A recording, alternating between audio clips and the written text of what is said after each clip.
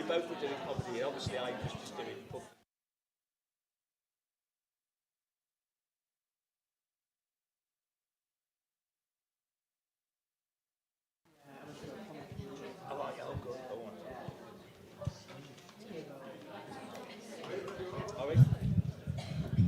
Good morning. Oh, there we go.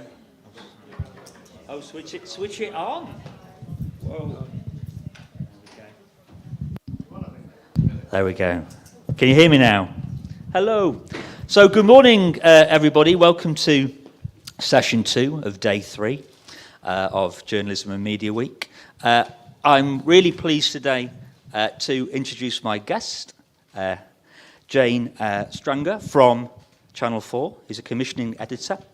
And we're going to have a chat today about kind of her role, her background, where she sees daytime television at present, what are the kind of hurdles, what are the obstacles, what's the competition like, what's going on in terms of that. So, Jayne, if I ask you, my sort of first question is, if you give me a little bit about your sort of background, how did you get into the industry? Cool. Yeah, well, is that working? I don't know. Yeah. So I grew up in Warrington, which is sort of just a northwest provincial town. No affiliation to TV, didn't know anybody who worked in TV, nobody in my family worked in TV, but always wanted to. And sort of couldn't find a way in, really. It wasn't even that I didn't know how. So what I did was go back to university as a mature student. Okay. So I went back to Manchester to do a business and media course. And I will be honest with you, I sort of specifically picked that course because there was a work placement in the second year. And I thought, right, that's my opportunity to try and get a decent work placement and hopefully something will grow from that. And that's sort of exactly what happened. I went in there and managed to get a placement at Granada TV. And I do think probably what helped me was that I was a mature student and I was used to the working world. So I think that made me, in my placement, quite proactive and not sort of frightened to jump in and get my hands dirty and do whatever needed to do. And I don't think I would have had that confidence if I hadn't have been a mature student, if I'm being honest with you. But you know, what happened was I did get then secure my first sort of gig after I finished, and I started in the entertainment department at Granada Television in Manchester, and my first gig was as a clips researcher on You've Been Framed. Fantastic. Which was many years ago, and to put it into context, that was when You've Been Framed wasn't even one of the big Saturday night shows, but was getting 13 million viewers. Yeah. You know, it's a very different world that we live in today. And so then I just started on a freelance career. And I sort of spent 2 decades doing freelance work and sort of taking the normal route from researcher, AP, location director, producer, series producer, exec. And I did that for sort of 2 decades.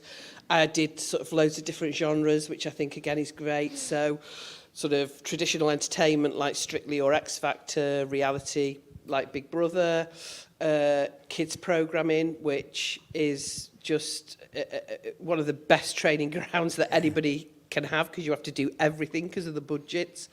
And then sort of obdocs like Vets in the Country. So a really nice broad spectrum. And then I went to BBC Worldwide for 2 years. Okay. So I spent 2 years at BBC Worldwide, which is basically the commercial arm of the BBC. And that was sort of like, I was in head of creative networks, and our department did sort of 2 things. One, we were distributors for indies.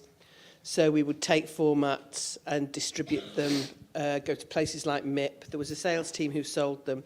We creatively would tell them how to sell it. We would explain the formats. We would create the show reels, the sizzles. And then the other half of the department with what we call flying producers. So 2 of the biggest brands that we sold BBC Worldwide was Dancing with the Stars, which is Strictly's worldwide brand, and Bake Off. So, for instance, if we sold Bake Off to Singapore, we would get a producer to go to Singapore and help that production start off. And just make sure, it was two things, you know, the excellence that we have and the BBC have in terms of production meant that, you know, we were a very good sort of like solid base for advice for these people to get productions up and running. But also it was for us, we brand managed as well, because what you don't want to do is have a brand like Bake Off, sell the format, and then they go and make it and do something, you know, sort of terrible with the format and besmirch the name, as it were. So I did 2 years of that. And then the job at Channel 4 came up. And so I started at Channel 4 in, I think, October 2019. And we were saying it's not the best timing to start a new job. Exactly. Yeah, I mean, I started in October 19. I think by March we were in lockdown. I think, Kevin, we sort of like went home on a Friday and didn't come back into the office for sort of like nearly 2 years. So it was sort of learning the job in the front room. But yeah, that's and I'm part of the daytime and formats team, daytime and features team. Well, that's an illustrious track record of all the things you've been involved with. I'm very envious of being involved with Strictly as a bit of a fan. If I had to pick a show, I'd pick Strictly. Amazing. Jill Halfpenny's Jive. I won't hear anything different. Oh my, yes, okay, exactly. So controversy. Here, you've heard it here first. So, in terms of what you do today, so what's a kind of an average day look like for a CE? So I'm commissioning editor in daytime and features. So there are 4 commissioning editors, and we're the most sort of based outside London team that there is. So my head of department is based in Glasgow. There's 2 commissioning editors in Glasgow. There's a commissioning editor in London and a commissioning editor in Leeds, me. So there's 4 commissioning editors. And essentially I'm sure you all know, but basically what our job is to populate the schedule with shows for daytime. That's sort of up to 6 o'clock. But not counting the sort of acquisitions that you have in the morning, like Frasier, and then features at 8 o'clock. So 8 o'clock's a sort of sweet spot for features. It's things like Location, Love It and List It. Back in the day, it'd be Super Nanny, things like that. Those big brands, those broad appeal shows. We do commission into 9 and 10, but basically it's 8 o'clock. 8 o'clock is where you're looking for those big shows at 8 o'clock. So it's our job to find those shows and populate that. And so basically what happens is every year each department will have a brief. So we will brief out, this is what we're looking for this year, this is the area that we're going into, perhaps this is what we're not looking for. And then, basically my job is then to work with production companies. So production companies will get the brief, then I'll meet them one-on-one, we'll talk about the brief, they'll use their development teams to come up with show ideas, programme ideas to fit that brief, and I'll spend my time. It's sort of divided between 2 things, which is 1, working with production companies and looking for the next big hit, looking for the next programme, and then the other half of the time spent managing the slate that I've already got of programmes in production. So in terms of that production process, so you're dealing with all these indies, you're looking at I imagine a wide variety of genres, styles of show, formats. You're thinking about talent, all those things. So what, from your perspective, does a good pitch look like? I'll be honest with you. First and foremost, it's brevity. It's being quick. I mean, there is a commissioning process which we're very transparent about. I'm sort of the first hurdle. I will work with the production companies and they'll come in and pitch to me. Sometimes they have 1 idea, sometimes they can have 5 or 6 ideas, and your day is full meeting with people. So I think in the first instance, it's up to us as commissioning editors to do 2 things, which is to know what we want, to know what our brief is and what we want to see on the channel. Also to be open for those sort of crazy ideas and that left field thing that you just think is amazing. But what you want in the first instance, if you're coming into pitch, I think, is you need to be crystal clear about what your idea is and be able to encapsulate it really quickly. Because then what will happen is, if I like the idea, then we'll go on and we'll have a bigger conversation.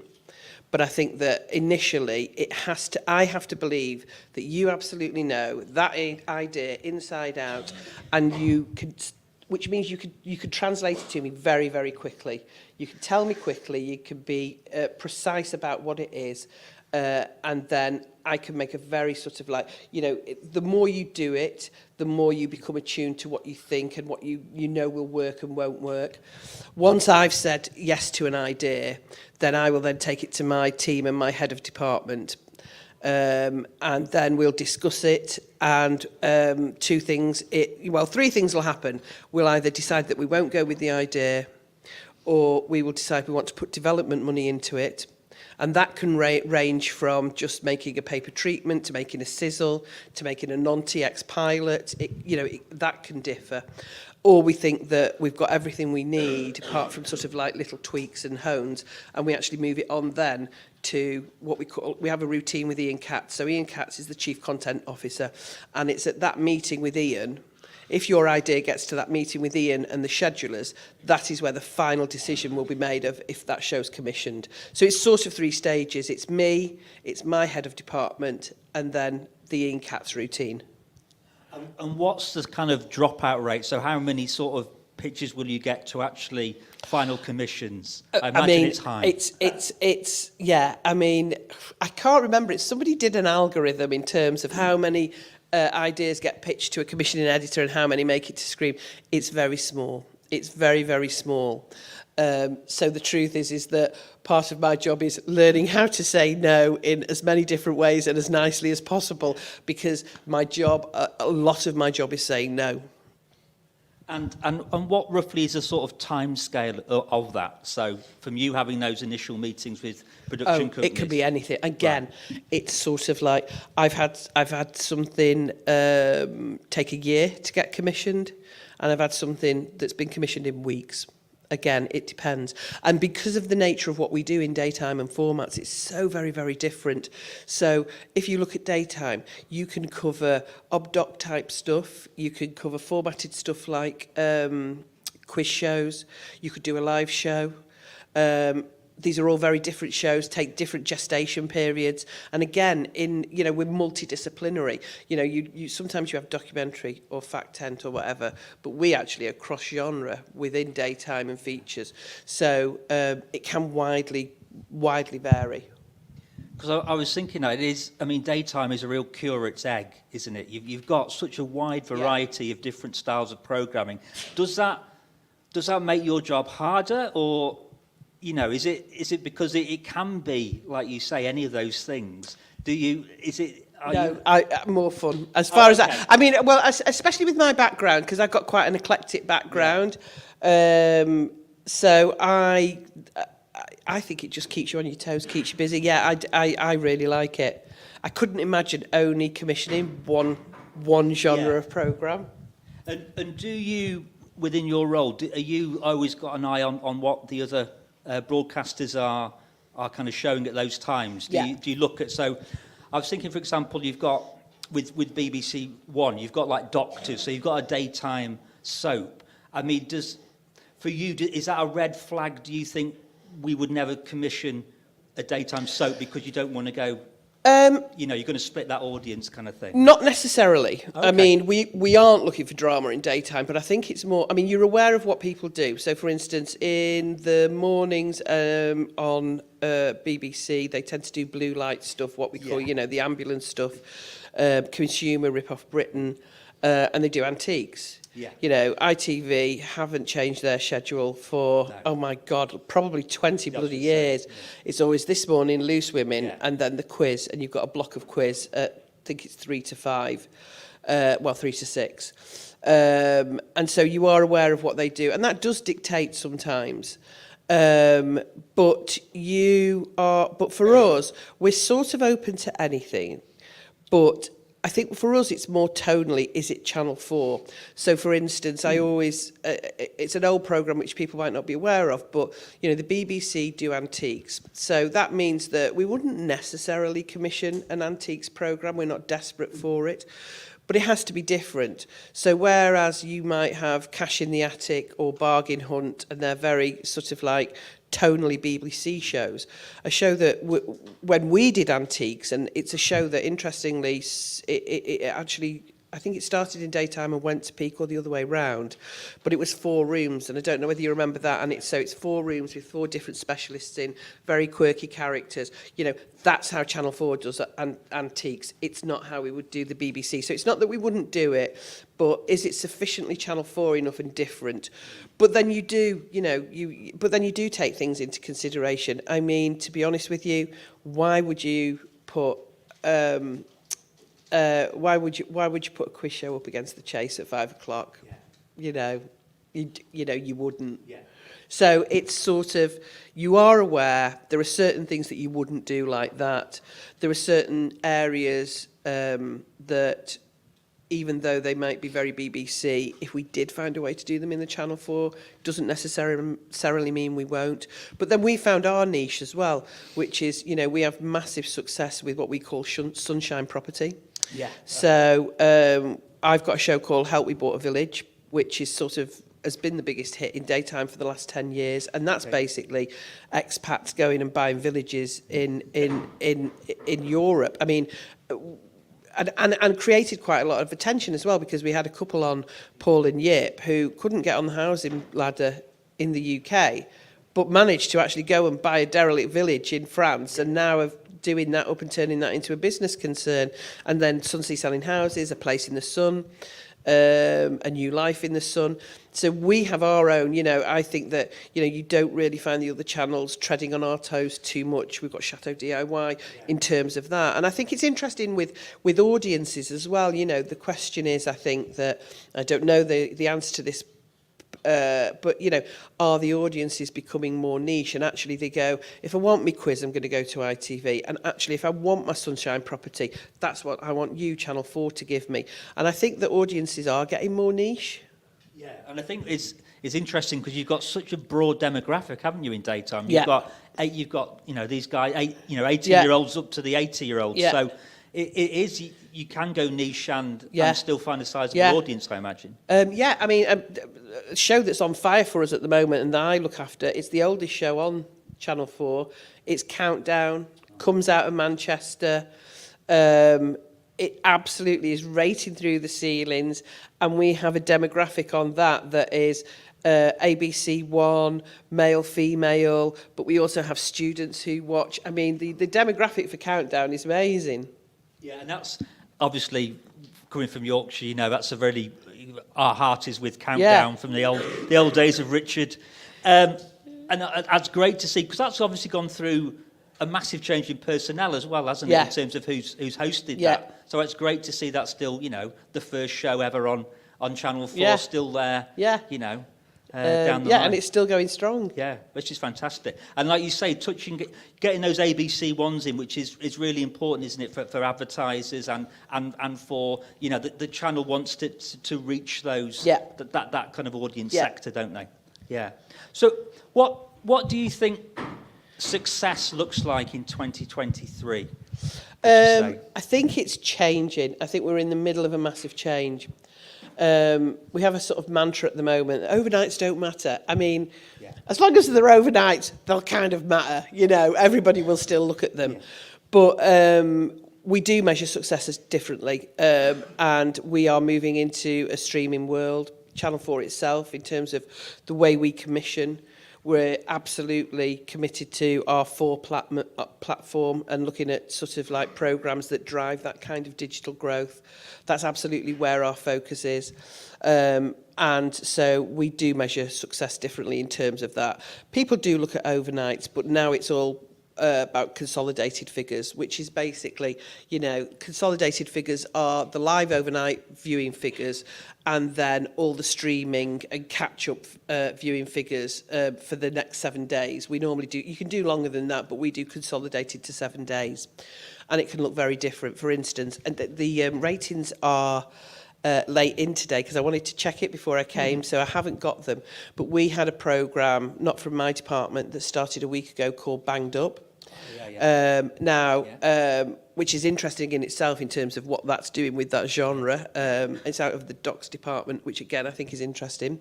But that it didn't actually do as well as we hoped for overnight. But actually, it's consolidated as one of the biggest streaming shows that we've had, one of the biggest streaming launches we've had this year. So even though we were maybe a little disappointed with the overnights, actually it's consolidated and it's a hit. There's another show that we have, which is a reality show called Alone. And again, the overnights weren't necessarily great, but it's doing gangbusters on streaming, same with Maths. And when we talk about shows within Channel 4, we absolutely talk about those shows as successful because of that. Yeah, there is that sort of that latency now, isn't there, with the consolidateds of you kind of you will reach a sizable audience, but you've got to wait. You know, it's not that instant sort of that kind of result that you used to get. And I suppose that's quite interesting then for mapping that a show and seeing if is it hitting the right audience? Will it get recommissioned on the back of that sort of those figures? I mean that's that's interesting because normally, traditionally, whether a show would get recommissioned would be on the overnights. It will be on the consolidated now. Yeah. And it looks a really interesting, banged up, shout out to Shrewsbury Prison, my old prison, my old hometown, but not my own prison. I've not been.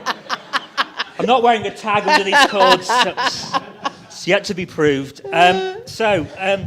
So yeah, that's really interesting, and obviously that's in the way that's scheduled. That should do pretty well. Particularly last night, it was on the back of Bake Off, wasn't it? Yeah. So it's you're inheriting that. You've got that tent pole there, and it will hopefully draw that audience. And the schedulers, while there still is linear and overnight, great attention. And I mean, the schedulers are so sort of skilled at what they do and where they place things, and it still matters. It still matters until linear doesn't exist, I suppose.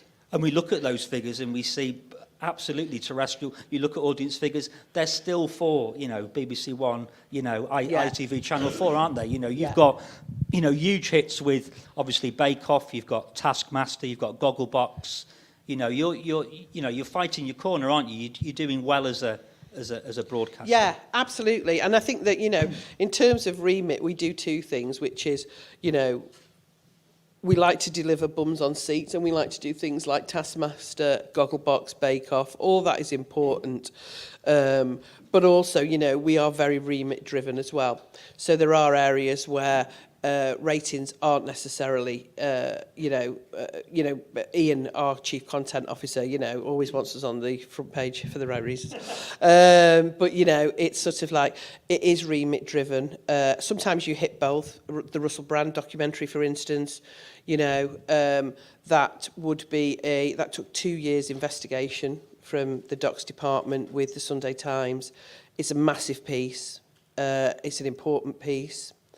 But actually that also delivered the ratings, and it was on the front page of every newspaper that Sunday. And the things that we do in terms of sort of remit is very important as well. So it's interesting with Channel 4.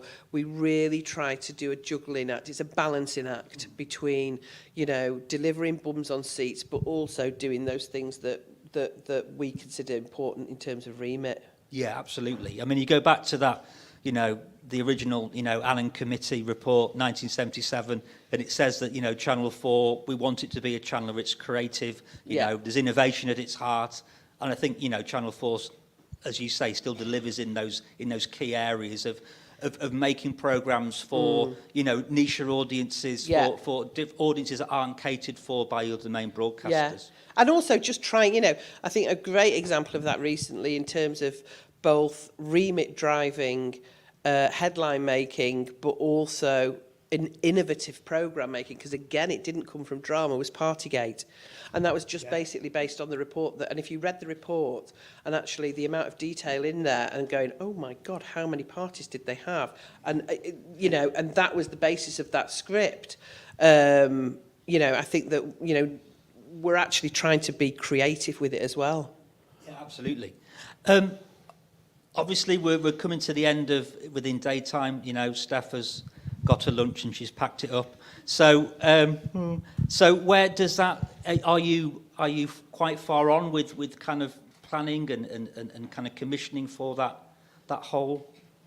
Well, I mean, for me personally, I'm very sad about Steph going. I've worked on that since day one, since, you know, we had a week to turn it around in COVID and decided to come from her front room to what we've got now. And we're very proud of that show. I'm very proud of the talent that we've nurtured and we've brought through. But again, in that sort of streaming world, those programs that drive digital growth, unfortunately, that live show. So we're very sad about it, but it in terms of what our strategy is going forward. But I personally will be sad to see it go. But what we will do is that we won't necessarily do a like-for-like replacement in terms of that. What we have said and what Ian has said is that the money that we use for Steph will be reallocated and will stay in the regions and the nations, which I think is really important. It's important for me. That's what I do here at Leeds. I've got, at the moment, actively, including Steph, I've got 17 shows on my slate. Wow. That I look after. It is big. I mean, daytime and features, I think we do 50-60% of the output for Channel 4. But out of those 17 shows, I've got one in London, one in Glasgow, one in Brighton, and the rest are all Leeds and Manchester. You know, my job is to find talent and to find and to get commissions programmed here. So it's great to know that that money will stay in the nations and the regions. I've just done a massive commission with True North. Help I Bought a Village that I spoke about earlier has been a massive success. We've just commissioned series 2 and 3, and off that I've got a peak commission called Help We Bought a Jungle and more 4 commission called Help We Bought a Hotel. Wow. But it's all work, and it's all work for the North, and that's what my job is. That's one of my main remit drivers. It's to talk to all production companies, but I'm specifically based here. And it's my passion as well to get those northern production companies commissions. That's really great news for the region. That's absolutely fantastic to hear that. Can't wait to see Help I Bought a Jungle. That's it's amazing. Intriguing. It's intriguing. Yeah, we'll leave it at that. So final question from me, really, before we open it out to questions. In an ideal world, okay, if you had at your disposal any talent or any format for daytime, what I know it's a big question. What might that look like? Who would you love to draw to Channel 4 as a name? Right, for bums on seats, I do really love Abby Clancy and Peter Crouch at the moment. Good call. Yeah. So I'd love to do something with them.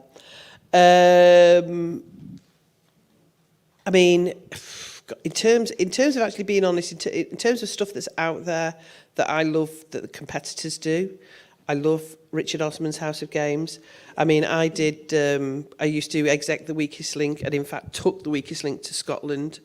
And again, I think that's really interesting in terms of Leeds, and that's why I'm here, that's why I'm passionate about that, because we took The Weakest Link to Scotland and it was a massive show. And we trained up a whole skill base there, and now many quiz shows come out of Glasgow, and we developed a talent base there, which is why I took this job, because I am sort of passionate about the nations and regions. I forgot what was the question. So what would you, if you commissioning your dream sort of show. So my dream show would be Peter Crouch and Abby Clancy doing something in daytime. That would be amazing. Yeah. Do you know what? I'm sort of really, I've got a few things bubbling under, and we've just had Renovation Nation, which won at the Yorkshire RTS Awards, and I did with Mark from Wise Owl the Amanda Owen series. So it's really nice to get the Amanda Owen talent over to Channel 4. But yeah, I'm sort of quite happy with what I've got on my slate actually, and I think we've got some really great shows. Like I say, I think that's interesting. Like talent that's coming from other media as well. So sort of like podcasters are, everybody's talking about podcasting, aren't they? And there's so many shows with sort of spin-offs that are podcasts as well. So I think that'd be quite an interesting idea to sort of get that the other way around and get some. Oh God, yeah. The podcasters And into telly. Everything ends up eating itself, if Yeah, you will. yeah. And there are so many. I mean, God, there's streaming, there's there's the normal sort of TV channels, there's podcasts, there's YouTube channels, there's TikTok. I mean, and I think that the one thing that I sometimes talk to, we have a Channel 4 trainee scheme. And I always talk to them every year, and the one thing that I would say is that, if it's great working in TV, and I wouldn't want to do any other job. By the same token, you need to love it. You should be eating and breathing it. You should be watching TV, but you should just be engaging. I'm an information junkie, whether it's a podcast or a magazine or a radio show or TV or streaming, just... you should be watching and listening to everything that you can, having an opinion about it. That's just one of the most important things, because I really think that you should, if you're doing it, you should love it. I'm so glad you said that, because Rich and I and Elric are always banging on to students, watch as much as you can, even if it's things you're not normally, would not normally be on your sort of diary to watch. Absolutely. Yeah. The more you watch, the more influences. Yeah. I mean, you just sort of take it in by osmosis as well. Yeah. Absolutely. And I think that whole world of, it's like, I'm really into the Uncanny podcast at the moment, which is another colleague's got me onto. And I love, and that's switched over into TV as well, hasn't it, around Halloween? Well, with, and with also, Danny, it generates ideas. Look, there's sort of no new ideas, if you know what I mean. But also what is interesting is taking something from there and making it work. What does a great podcast, how does that work on TV? How do you make it work on TV? Or what's the talent that you've not seen on TV, but they've got an amazing podcast? Be informed, be an information junkie. You should be sort of indulging with all of this stuff. You should just enjoy it anyway, but it really will inform you and help you sort of shape your views and your attitudes in a way, I think. Yeah, absolutely. Well, I think that was my final question, Jay. Thank you so much. You've absolutely sterling work there. We'll throw it open to questions. So Rich is going to do his best Galloping Gourmet impression from 1976. So all the Galloping Gourmet, all the Galloping Gourmet fans in say woo. Please give me your first question. Hi, Jayne. I just wanted to ask that Channel 4 claimed that their purpose is to create change through entertainment by representing unheard voices, challenging with purpose and reinventing entertainment. Which programmes on Channel 4 do you think embody these values the most? Well, Partygate is one that I would speak to straight away. I think that it's actually just in and of itself a really entertaining watch. And I think that in terms of that whole scandal, I think it comments on it in a way that you absolutely would not see on another broadcaster. You've been the most proud of in your career? Oh my God. Apart from today, obviously. Yeah, obviously. God, I don't know really. I mean, I just... Strictly, surely. Come on. It's sort of, will come across as faux humble, but I'm just glad that I've been able to have a career in this industry, work on the shows that I've worked on, and wouldn't swap it for the world. So, I'm just grateful, really.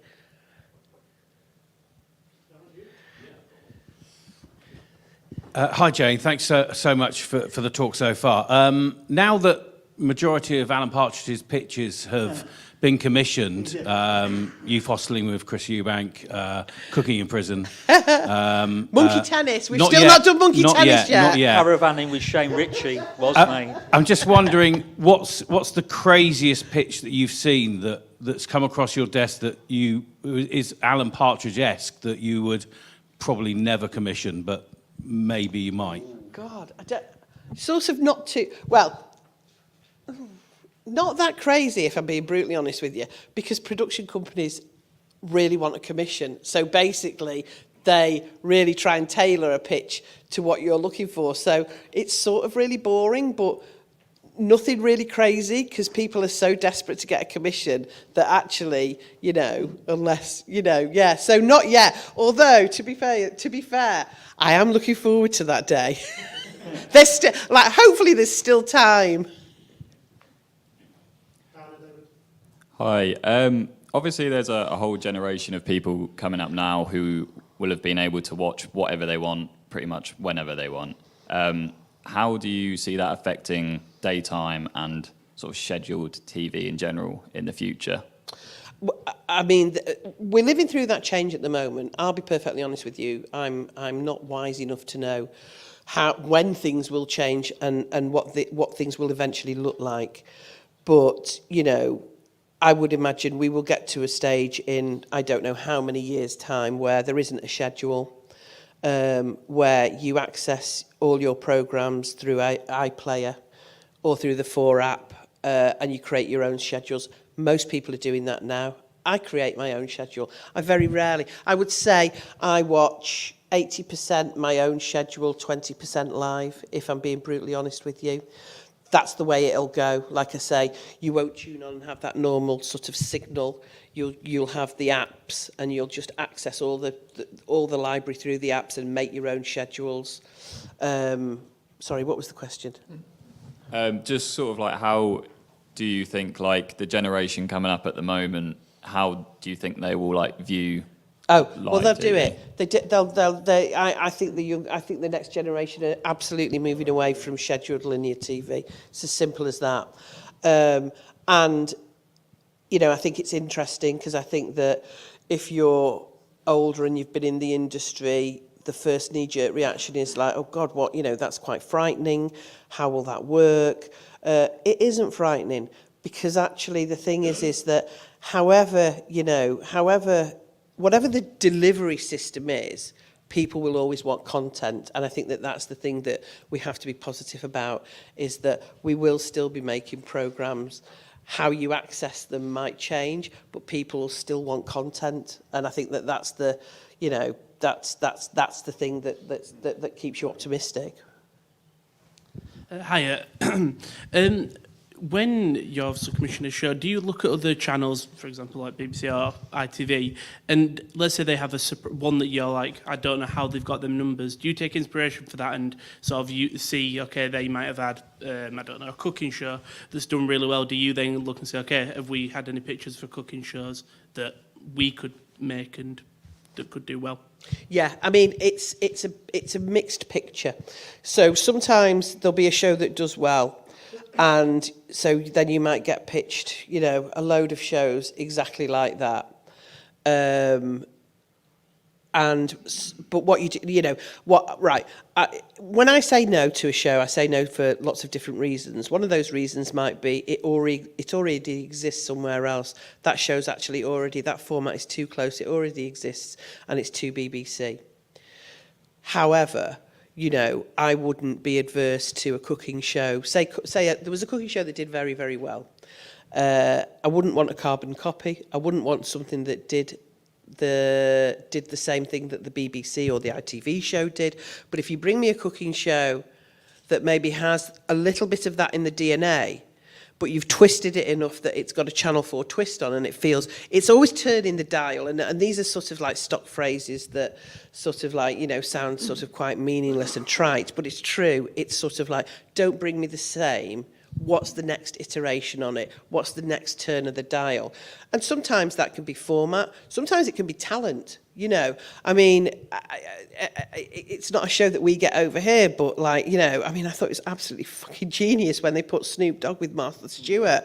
I mean, that is incredible, It is. It's sometimes, isn't it? It's that sort of, you don't want copycat formats, but sometimes you want a bit of sort of genre bending. Yeah. You want something totally. that just gives it your twist, your sort of signature sort of element to it that makes it Channel 4. And that might be, as you said, it might be having some kind of off-the-wall talent attached to what may look like quite a sort of standard Exactly, format. yeah.